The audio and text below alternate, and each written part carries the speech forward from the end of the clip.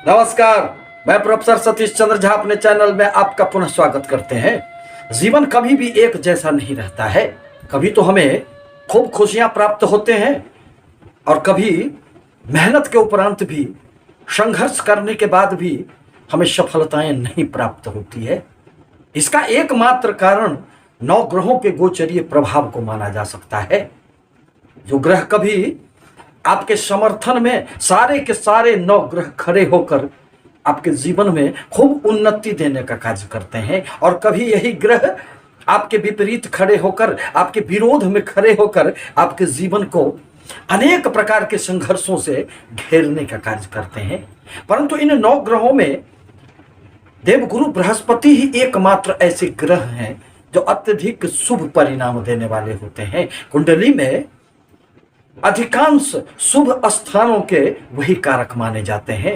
जीवन में धन, संतान, शिक्षा, दाम्पत्य जीवन, सुख, भाग्य, लाभ आदि के कारक देवगुरु बृहस्पति को ही माना जाता है। और यदि आपके जन्म कुंडली में देवगुरु बृहस्पति अच्छे स्थिति में हुए, शुभ स्थानों से उनका संबंध हुआ, उच्च अथवा स्वगृही हुए, तो जीवन में अपनी दशा अंतरदशा में इतनी सफलताएं देंगे कि आप संभाल नहीं पाएंगे। परंतु यह तो भाग्य की बातें होती है कि आपको किन ग्रहों की दशा अंतरदशा से गुजरना पड़ रहा है। और जीवन में सबसे बड़े स्थान भाग्य को माना गया है। भाग्यं फलति सर्वत्र न विद्या न च पौरुखम।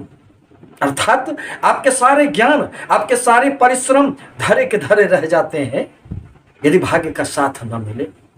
13 अप्रैल 2022 को देवगुरु बृहस्पति का राशि परिवर्तन हुआ है और वह 12 वर्षों के उपरांत अपनी ही राशि मीन राशि में प्रवेश कर चुके हैं। कोई भी ग्रह यदि अपनी राशि में आते हैं तो अत्यधिक बलवान हो जाते हैं और जीवन में खूब सफलता देने का कार्य करते हैं। अब जहां तक शुक्र प्रधान तुला राशि का प्रश्न है, तो आपके लिए यूं तो देवगुरु बृहस्पति बहुत अधिक कारक ग्रह नहीं माने जाते हैं, परंतु प्रत्येक ग्रहों की एक अपनी महत्ता होती है।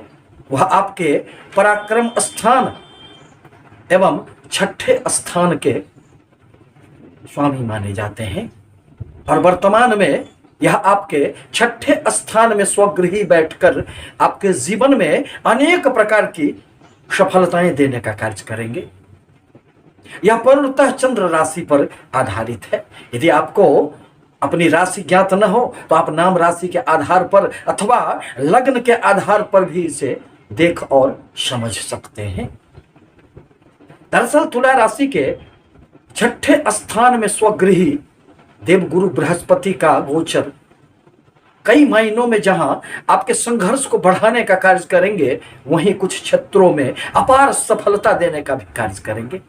यदि आप नौकरी ढूंढ रहे थे, नौकरी से वंचित थे, तो देवगुरु बृहस्पति आपके किसी भी प्रकार की परीक्षाओं में, प्रतिस्पर्धाओं में सहायता प्रदान करने का कार्य करेंगे। दरअसल छठा भाव अर्थ त्रिकोण स्थान माना जाता है और देवगुरु बृहस्पति आपके अर्थ त्रिकोण स्थान में बैठकर जहां उनकी 5वीं दृष्टि आपके कर्म स्थान पर पड़ रहे हैं, वहीं 9वीं दृष्टि आपके धन स्थान पर पड़ रहे हैं। परिणामतः इस एक वर्षों में जहां आपके कर्म क्षेत्रों में खूब उन्नति होंगे, वहीं आपके अचल संपत्ति में भी वृद्धि होने का निश्चित रूप से संयोग प्राप्त होगा।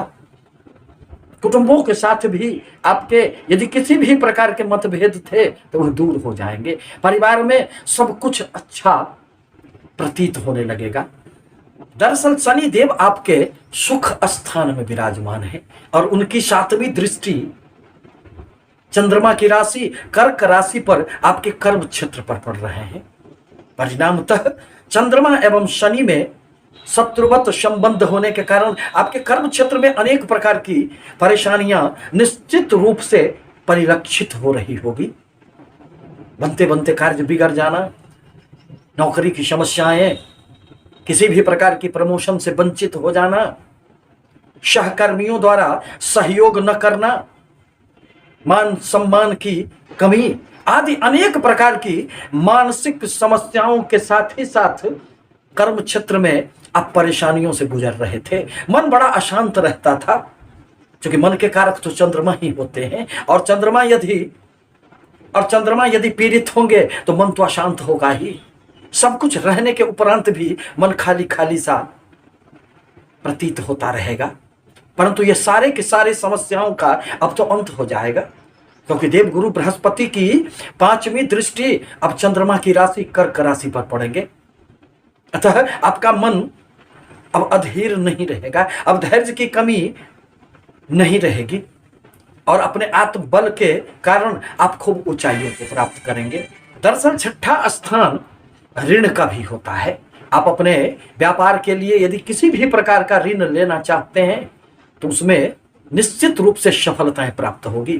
व्यापारियों के लिए कस्टमर का भी यही भाव होता है, अतः कस्टमर में वृद्धि होंगे, और माल का यदि खपत होगा तो लाभ तो होंगे ही,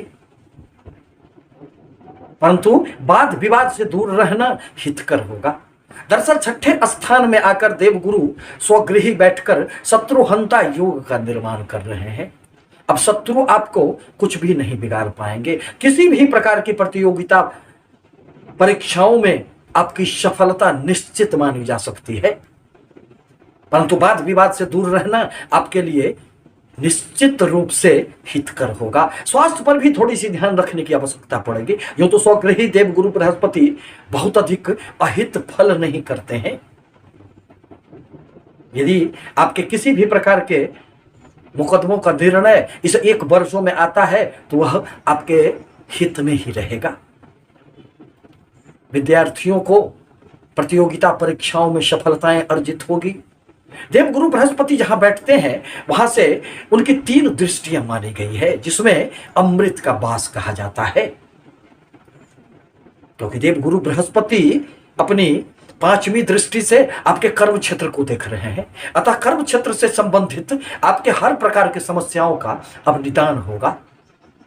नौकरी यदि ढूंढ रहे हैं, नौकरी बदलना चाह रहे हैं, तो उसमें भी आपको सहायताएं मिलेगी। देवगुरु की 7वीं दृष्टि आपके व्यय स्थान पर पड़ रहे हैं। बाहरी स्थानों से भी आपको निश्चित रूप से लाभ प्राप्त होंगे। मल्टीनेशनल कंपनियों में आप यदि कार्यरत हैं तो प्रमोशन मिलेंगे। विदेशों से संबंधित आपके कोई भी कार्य यदि रुके हुए हैं तो उसमें एक गति आएगी। धार्मिक स्थलों की यात्राएं होगी। व्यय की अधिकता तो रह सकती है, परंतु वह कोई अशुभ कार्यों के लिए नहीं माना जा सकता है। घर में मांगलिक कार्य होंगे और उसमें आपके कुछ धन व्यय हो सकते हैं।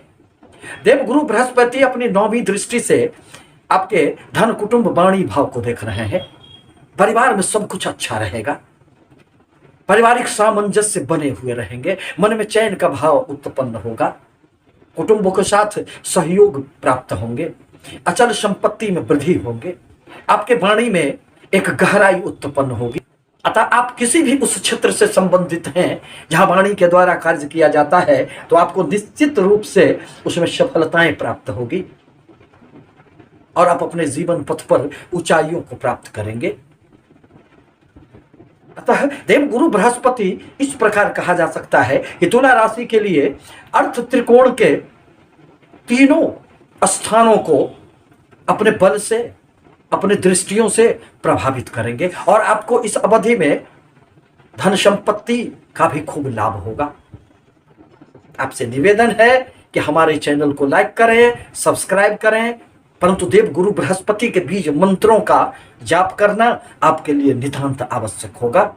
ओम ग्रां ग्रीं ग्रों शः गुरुवे नमः मंत्र का आप यदि एक माला जाप करते हैं तो देवगुरु बृहस्पति इतनी खुशियां देंगे कि फिर आप संभाल नहीं पाएंगे। नमस्कार।